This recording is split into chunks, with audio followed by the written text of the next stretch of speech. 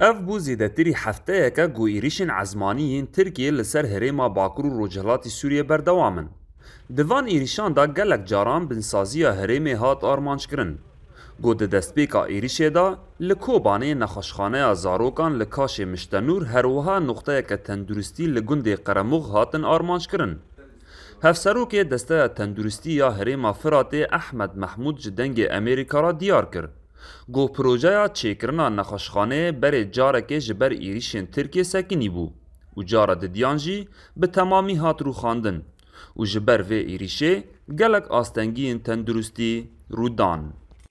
مشفى 28 تخت ابو 28 تخت جبو زاروك ابو دكت لبناء ابون 15 اوده بون خنج عيادات دروا او يكيش كيش بنده هات دوز كرن تشتك نما.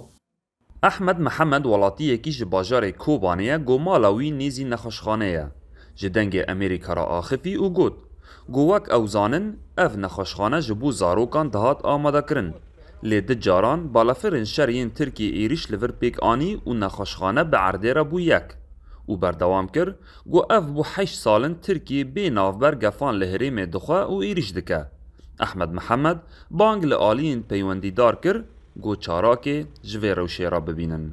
سوق چطور بگی؟ آخه ام نویر مال خدا رونینه.